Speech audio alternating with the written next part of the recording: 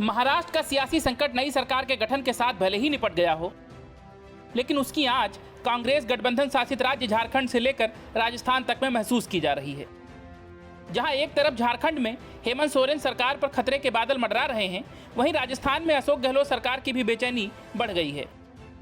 यहां कांग्रेस पहले से ही आंतरिक कलह से परेशान है। उसके बाद हाल की दिनों की कई घटनाएं पार्टी के लिए चिंताएं बढ़ा रही हैं। उदयपुर हत्याकांड को लेकर सवालों में घिरे मुख्यमंत्री अशोक गहलोत और पूर्व उप मुख्यमंत्री सचिन पायलट के बीच कड़वाहट कोई नई बात नहीं है, लेकिन कांग्रेस सरकार की चिंताएं उस वक्त बढ़ गईं जब सोमवार को विधायक दल की बैठक में बीपीटी के विधायक गायब रहे। सूत्रों के अनुसार कई निर्दलीय और कांग्रेस के भी कुछ विधायक इस बैठक से गैरहाजिर रहे। विधायकों की इस तरह की गैरहाजिरी को लेकर सियासी गलियारों में कई अटकलें लगने लगी हैं। सवाल पूछा जा रहा है कि कहीं यह राजस्थान में महाराष्ट्र जैसे संकट की आहट का संकेत तो नहीं। राजनीतिक जानकारों की माने तो हाल ही में राज्यसभा चुनाव के दौरान 3 सीटों पर जीत हासिल करके अपनी स्थिति मजबूत करने वाले गहलोत की मुश्किलें कन्हैयालाल हत्याकांड के बाद बढ़ गई हैं। माना जा रहा है कि इस हत्याकांड के बाद बहुसंख्यक समुदाय में सरकार के प्रति नाराजगी बढ़ी है। बदले माहौल में एक बार फिर विधायक अपने अपने इलाकों में जनता का मूड भांपने में जुट गए हैं।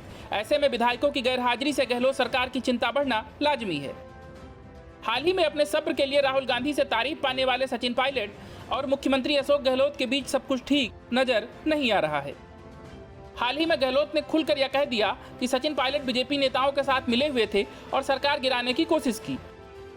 इसके अलावा गहलोत ने पायलट को कई बार सार्वजनिक रूप से निकम्मा कहा है। हालांकि हाल ही में उन्होंने सफाई देते हुए यह भी कहा कि उन्होंने प्यार से ऐसा कहा और बच्चों को ऐसा कह दिया जाता है।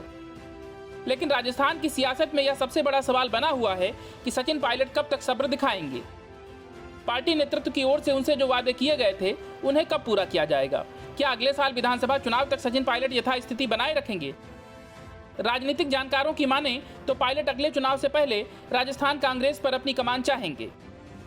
वो अगले चुनाव में चेहरा घोषित किए जाने की मांग भी करेंगे। Bureau report, news of India.